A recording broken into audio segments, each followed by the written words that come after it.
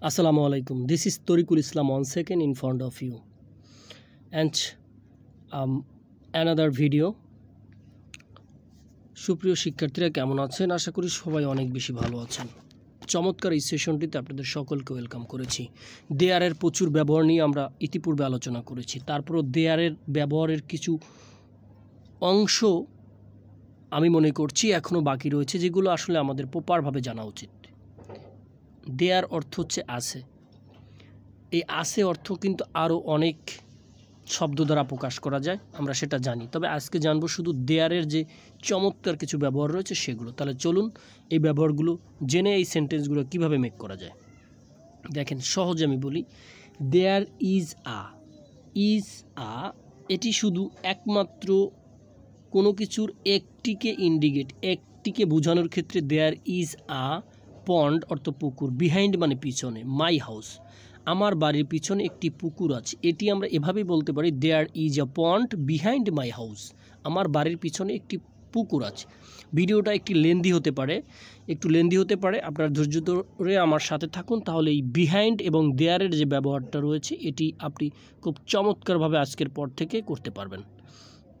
Next, there is a blackboard behind me মানে আমার। দেয়ার is আ একটি আছে ব্ল্যাকবোর্ড বিহাইন্ড মি আমার পিছনে। তাহলে পুরো সেন্টেন্সটা এভাবে বলা যেতে পারে, there is a blackboard behind me আমার পিছনে একটি কালো বোর্ড আছে। আশা করছি বুঝতে কোনো সমস্যা হওয়ার কথা না। দেয়ার আর টু বয়েজ বিহাইন্ড মি। দেয়ার আর, এখন আর কেন আসছে আমরা সবাই জানি। আমি গ্রামারের ডিটেলস আলোচনা করব না, আপনি কোন ভাষাতে এই বিষয়টি ভালো ফিল করবেন আমি সেই ভাষা থেকেই কিন্তু আপনাকে বিষয়টা বোঝানোর ট্রাই করছি।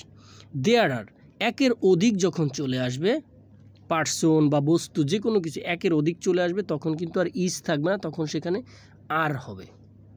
তাহলে there R two boys behind me আমার পিছনে দুজন ছেলে আছে, আমার পিছনে দুজন ছেলে আছে।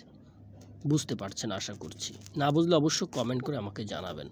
দেয়ার ইজ আ বাথরুম একটি ওয়াশরুম আছে অথবা বাথরুম আছে বিহাইন্ড দ্য মার্কেটের পিছনে। তাহলে পুরো সেন্টেন্সটা এভাবে আপনি বলবেন, বাজারের পিছনে একটি বাথরুম আছে।